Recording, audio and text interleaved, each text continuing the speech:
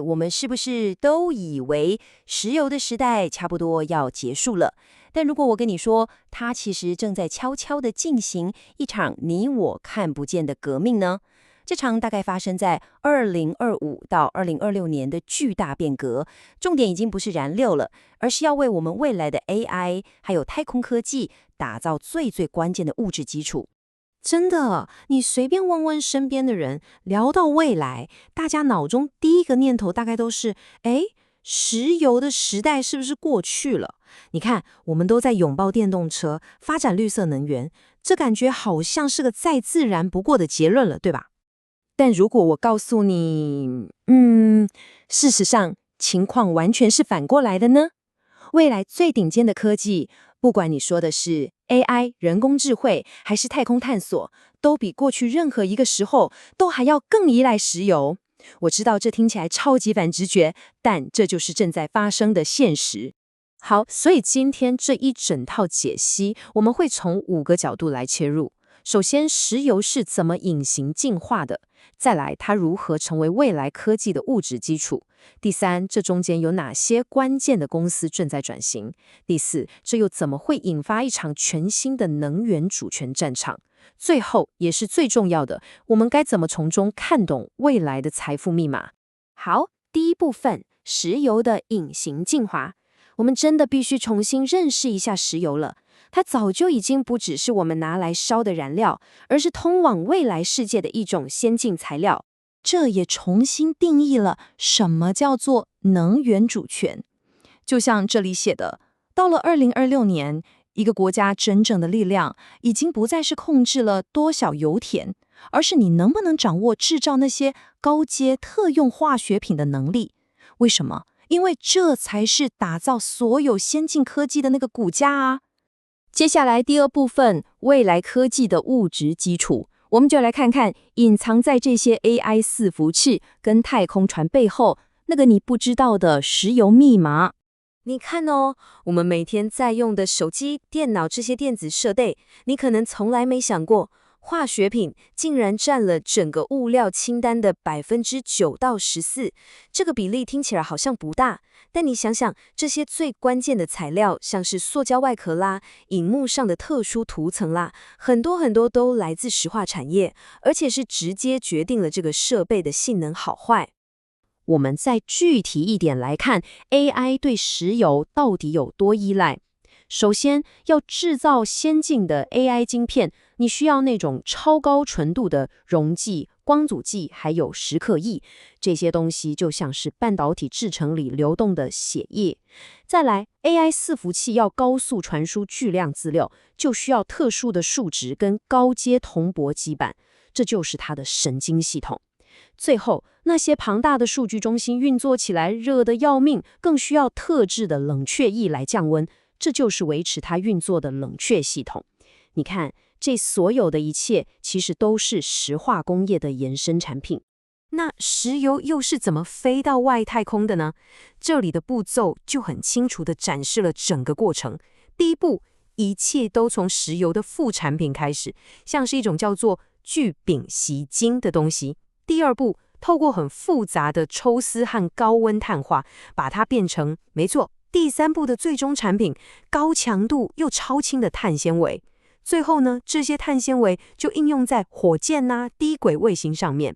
所以说，下一次我们抬头看星星的时候，真的别忘了，我们看到的某种程度上也是石油的另外一种样貌。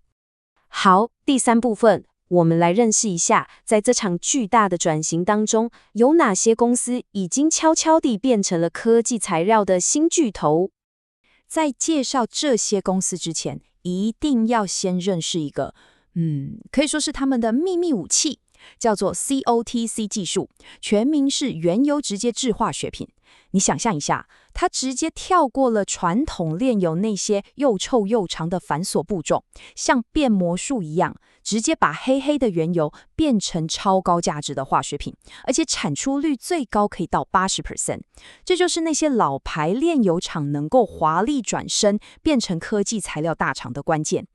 你看这张表上的名字，是不是很多都很熟悉？但他们的角色已经完全变了。像美国的埃克森美孚，现在不只是卖汽油，它更重要的产品是提供给半导体制造用的那种高纯度溶剂。还有台湾的南亚塑胶，他们做的高阶铜箔基板，就像是 AI 服务器内部传输数据的超级高速公路，没有它，AI 根本跑不动。而台塑更是全球少数几家能制造最顶级碳纤维的公司，直接供应给航太产业。这些你以为的传统巨头，早就找到了新的战场。当然啦，我们也绝对不能忘记那些卖铲子的人。在这场半导体制造的淘金热里面，像是林德集团 Lind 和法益空 Air Liquide 这种工业气体巨头，他们提供的是不可或缺的超纯电子级气体。可以说，他们是 AI 硬体疯狂扩张的背后最稳固、最赚钱的支援部队。好的，第4部分，新的能源主权战场，我们把格局拉高一点，来看看这些不起眼的材料现在是怎么样在形塑全球的地缘政治。这张图就很清楚了，直接比较了美国跟中国在这场新竞赛中的策略。美国这边策略是把他们的 AI 霸权跟能源领导地位结合在一起，他们要确保 AI 数据中心有超级稳定的电力，同时还要掌握国内的化学品供应链。目标很明确，就是要把科技主权跟能源主权死死地绑在一起。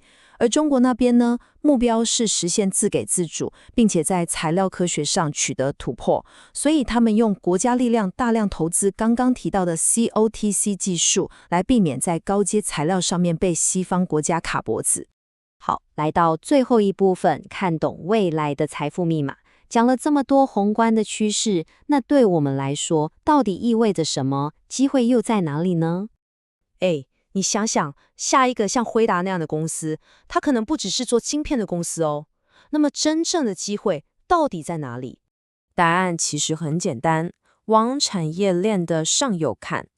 真正的机会可能不在那些光鲜亮丽的科技品牌，而是在他们背后默默提供原料的供应商。你要去问，是谁在提供那些超纯化学品？是谁在制造那些先进碳纤维？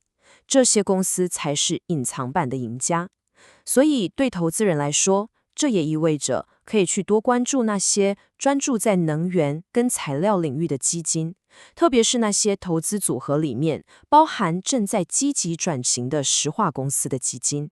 所以总结今天这整个分析，我觉得最关键的一句话就是能源主权就是科技主权。我们以为的传统石油正在脱胎换骨，从一个拿来烧的燃料，变成了我们手中 AI 设备和头顶上卫星的实体股价。这是一场正在发生，而且利润非常丰厚的物质革命。你看懂了吗？